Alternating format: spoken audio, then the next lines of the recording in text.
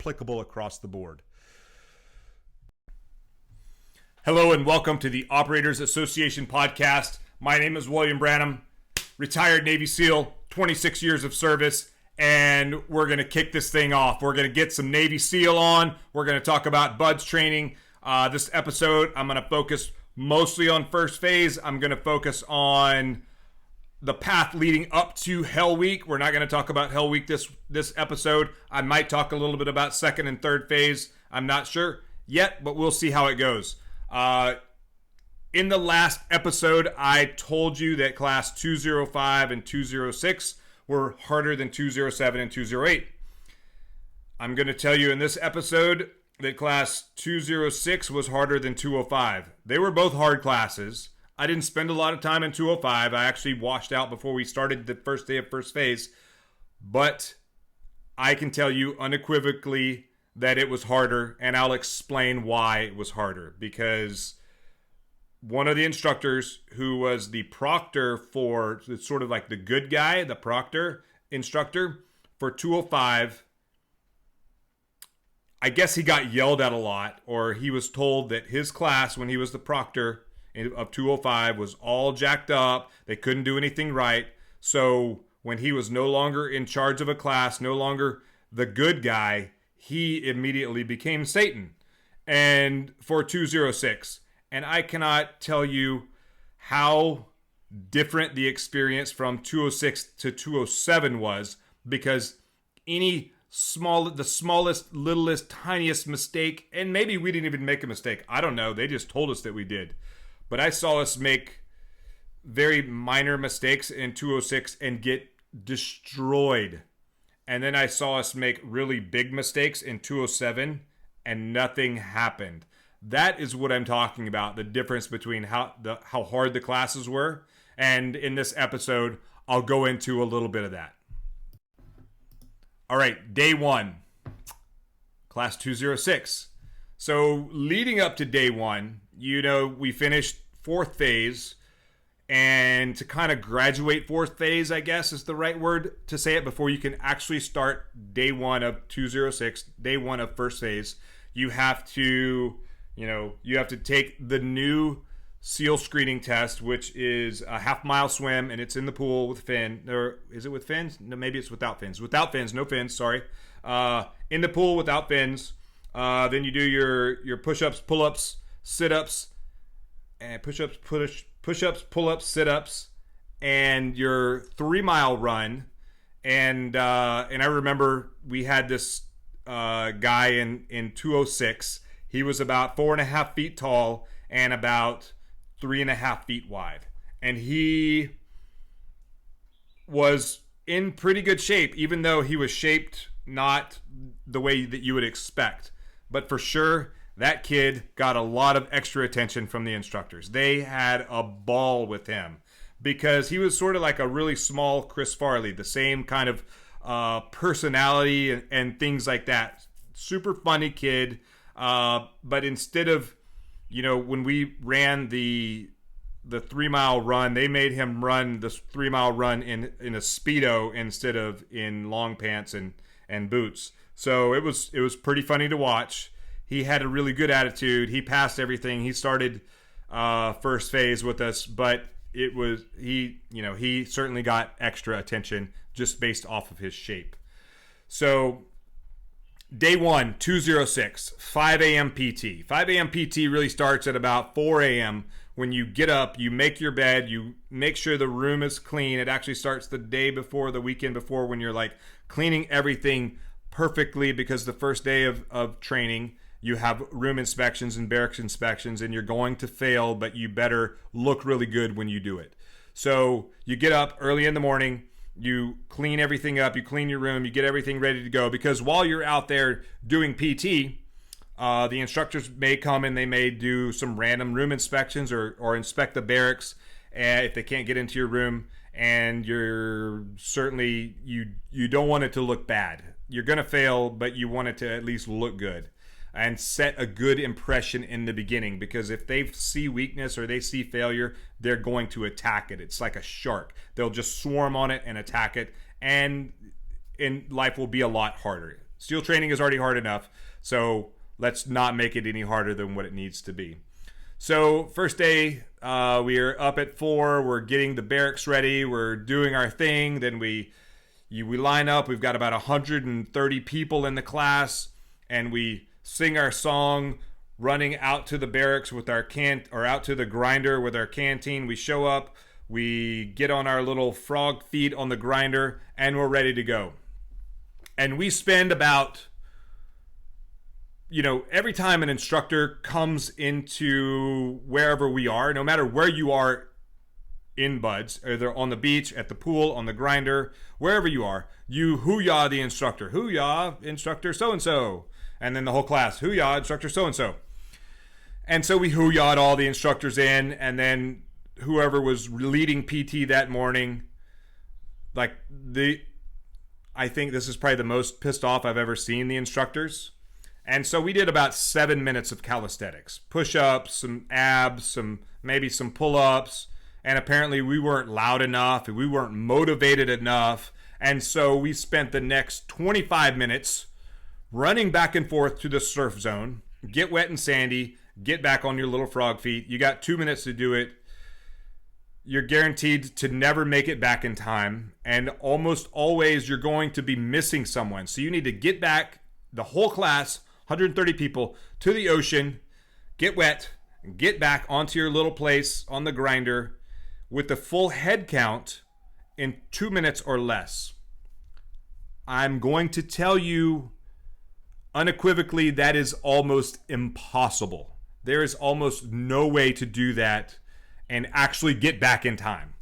So for the next 25 minutes, we're running back and forth. Sometimes the instructor will grab like the last 2 guys that are coming back from the surf zone. They'll grab them and pull them aside and ask the class leader, give me a head count. And of course, he'll say, yes, I have a full head count, and they're missing 2 people. And then, why did you lie to me? And so then the real fun begins. So because we can't get a proper head count, we can't get to and from the surf zone, we can't follow simple instructions, air quotes, on, to get there and get back. We can't give a proper muster. We can't do anything right. The instructors decide to put us in the ocean. So we all run out to the ocean. We line up. They tell us how amazingly terrible we are. And we spent the rest of our PT time, our grinder PT time, not getting strong. We got really good at being cold and wet in the Pacific Ocean. So you lock arms, the waves are crashing on you. They're like swinging the class around, and then they're like asking you for quitters pretty much right away, right out the gate.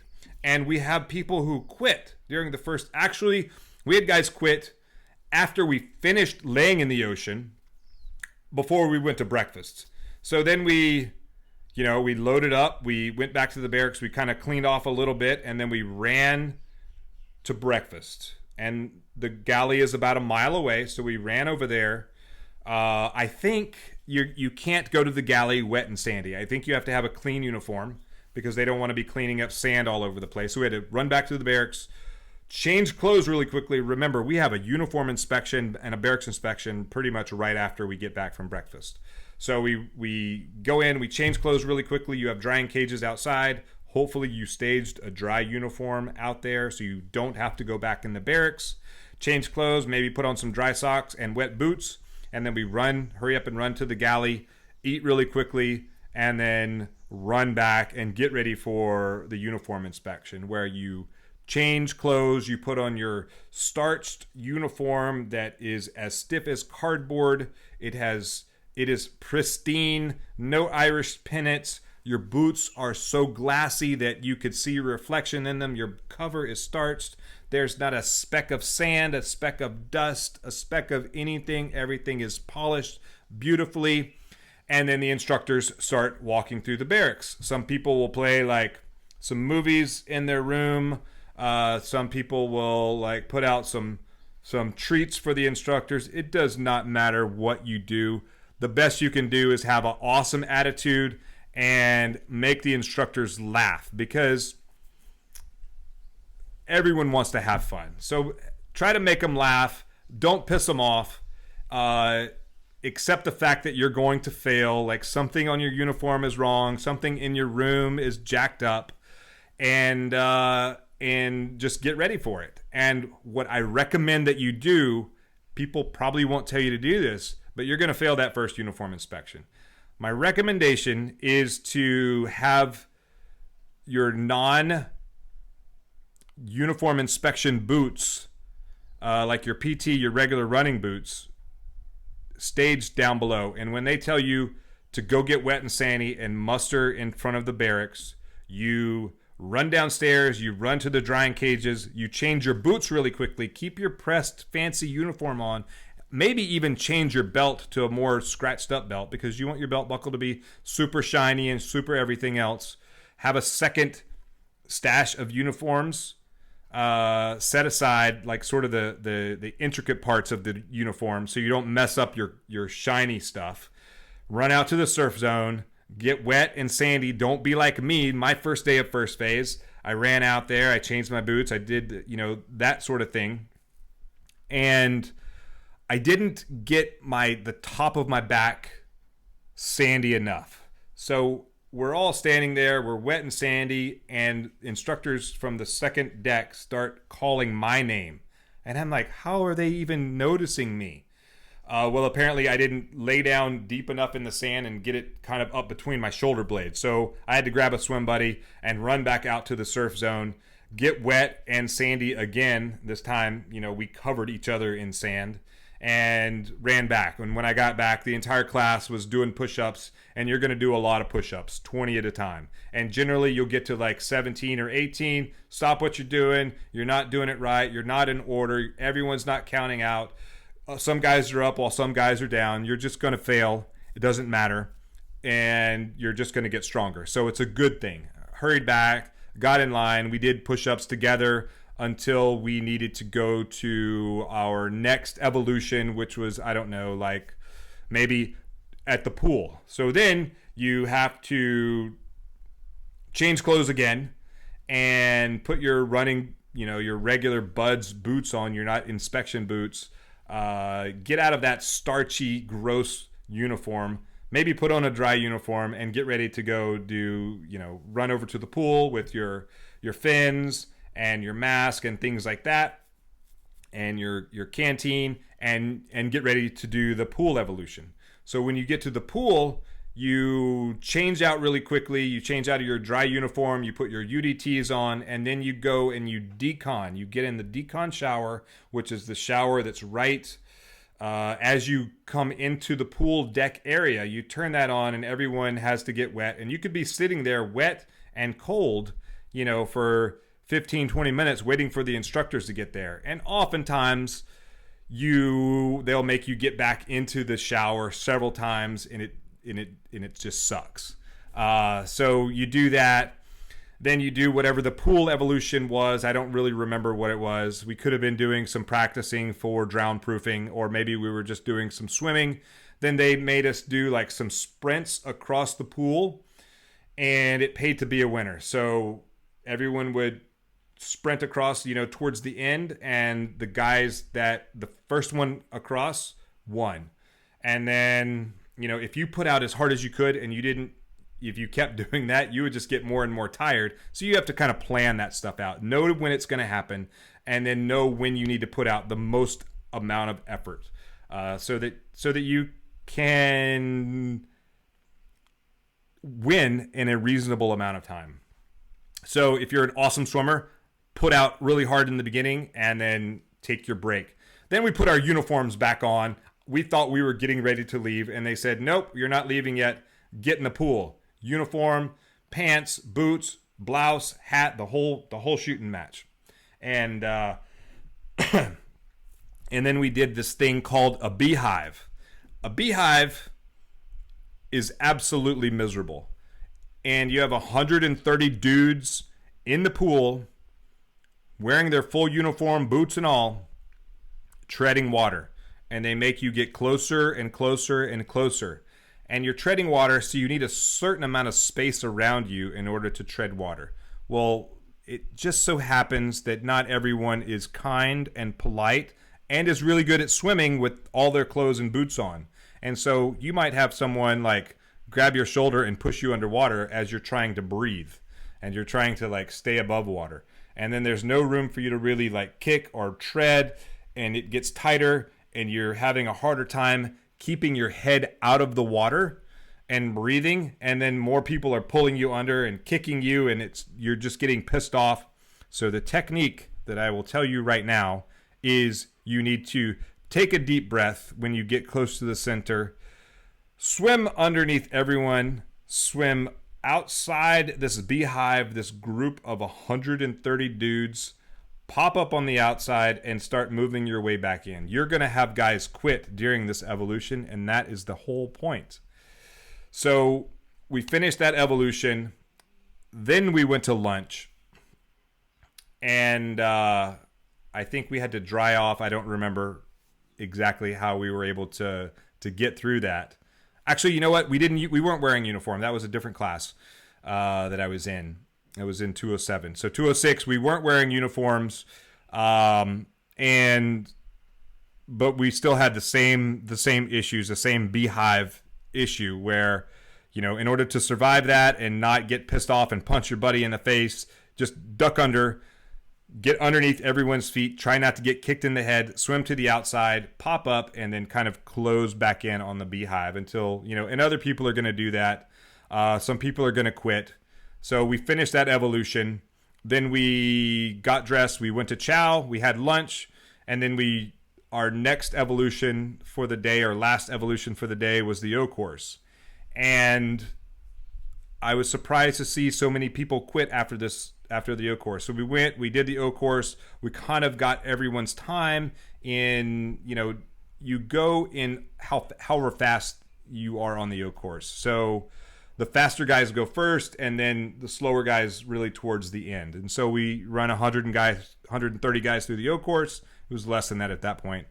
100 guys through the O course, and that takes over an hour to do. So when you're not on the O course, you're sitting there in line, stretching, getting ready to go, because you do a lot of running, you do a lot of stuff. And then they said, okay, you guys didn't go fast enough on the O course. You weren't squared away. You didn't have your act together. I want you all to line up on this berm. So these berms that are on the beach of Coronado, they protect the buildings, the Navy buildings of Coronado, and from the winter surf. So in the winter, the Seabees come in and they build these big berms that, you know, when the surf is really big, the waves will crash and the water will come up over the berms and then hit, you know, maybe even hit some of the buildings because the waves are so big. But the berms are really to stop the waves from coming in. And the BUDS instructors use those berms as a tool to make you stronger, because they're just soft sand and they're really terrible to run over. So what we did is we lined up facing the berm, facing the ocean, but there's a berm, it's about 20 feet tall, between us and the ocean. And so they said, okay, when we say go, we want you to run over the berm, get wet, and run back to your spot. And let's see how fast you can do it. You have 2 minutes, ready, go. And so we spent probably 45 minutes doing that. And we had we had at least 10 guys quit just doing that evolution. So this was day one of BUDS. Day one, we spent, you know, probably 25 minutes running back and forth to the ocean. We spent, you know, locked arms with the cold Pacific Ocean crashing onto us, running back and forth to chow. We had the beehive. We ran the O course, and now we're doing about 45 minutes of run over the berm, get wet, and run back. And guys are quitting. They're dropping like flies. I can't believe it. I'm just like, I don't know how I'm going to run like this, but I'm having a blast. It sucks a lot, but that's the whole reason you go to BUDS. You know it's going to suck. You just don't know how much. And then you just embrace it. It's like, this sucks. Let's do some more. Or I can't wait for this to be done because I did something awesome today. So we had a ton of guys quit that first day of BUDS. Like, I don't know, 30 or 40 guys quit the first day because they weren't prepared. I wasn't prepared. when I got to Buds, and I've been very open and honest about that. I wasn't prepared. I knew it was going to suck. I was just, how hard can it be? It's pretty freaking hard. But I'm happy to be here because this is what I want to do. This is the gateway to become a Navy SEAL, to do the job that I've wanted to do pretty much my entire life that I could remember up until that point. So this was just the way it was in Class 206. Pretty much from the first day until, even after we finished that, I think maybe the second day, the third day, they were all pretty much exactly like that. Like, it was everything that we did it was wrong. You messed that up, whatever. This was the first time that I learned how to do push-ups with my feet on my buddy's back and my other buddy's feet on my back, and we're doing push-ups at the same time in the ocean, trying to breathe, trying to hold yourself up, trying to do 20 push-ups in a row, and you never quite get to 20. You get to 19 until the instructors get tired of being out there. And then eventually you get to 20, you recover, and then maybe you get to, finish the day out with a good pep talk. But this is where I learned that, Instructor Sholin, he was the proctor of Class 205, and he was told, repeatedly that his class sucked. They're always messing up, la, la, la, la, la. And he's not going to have that be the case for Class 206. And so we got a little extra attention. I mean, we got a lot of extra attention. So that's just the way that 206 was. It was awesome. We had guys quitting left and right. My thought process when I was in Buds early on was, when guys were quitting, I was trying to talk them out of quitting, because I couldn't conceptualize someone not wanting to be there. Like, you're here. Like, it took me so much time and effort just to show up. You're here. Your path to get here was easier than mine. Why on earth would you quit? And they just didn't want it. What I learned is they didn't want to be there.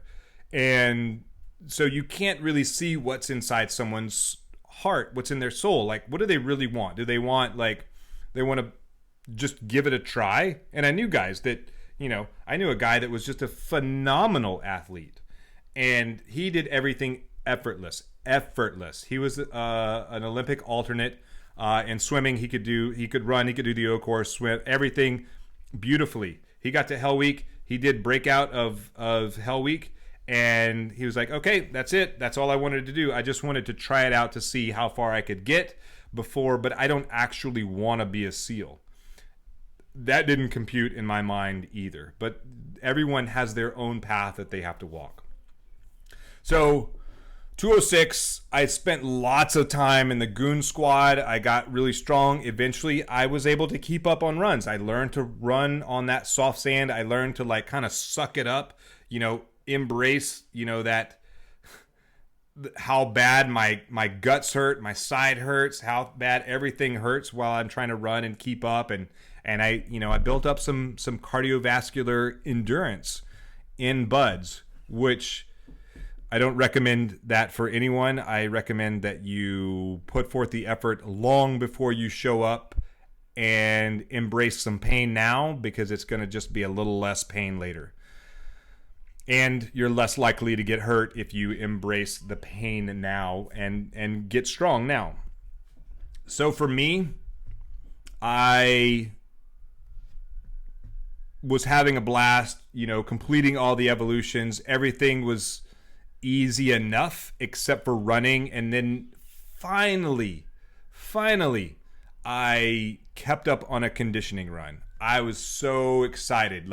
The goon squad cutoff was way behind me, and I was celebrating inside, and I couldn't have been more happy.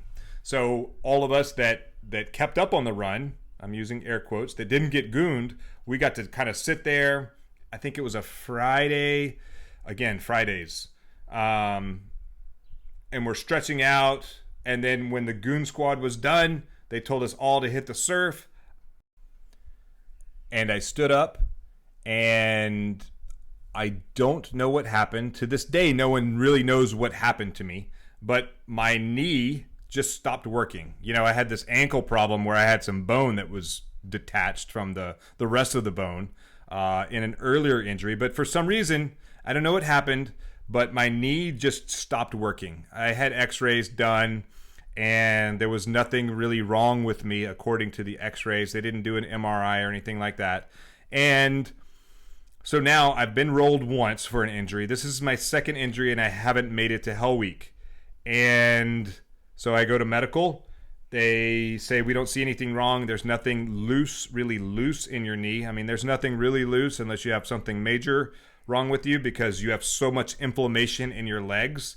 I mean, there was so much inflammation in my legs, you could push down on my shin and your finger would go in about a half inch. That's just how much inflammation there was in the kind of the fascia and in the lining of the bone. And and everyone had that. It's just because you're running so much, being in the cold Pacific Ocean for swims and things like that, that always helps. But there's nothing that you can really do about it when you're running, when you're going through buds. Maybe you take some ibuprofen or something like that, or some guys used a horse anti-inflammatory or tranquilizer or steroid. Maybe it's a horse steroid, I think. It's a topical. It's called DMSO. I don't recommend it, but guys use it to keep the inflammation and kind of help their legs heal. A lot of guys use it. Maybe I use it. I can't neither confirm nor deny. But it's kind of a nasty thing to use, because if you have anything on your skin or that comes in contact with your skin that's a toxic, it will absorb those toxins into your skin. So it's really great for helping blood flow and helping inflammation and things like that. But it's really terrible for because it will allow other things to sort of absorb through the skin that you probably don't want in your body.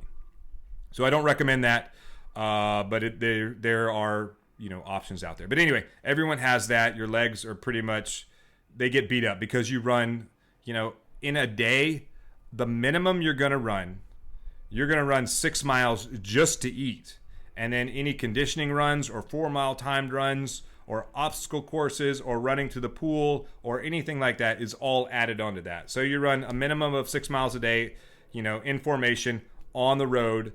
And so you're just running all the time.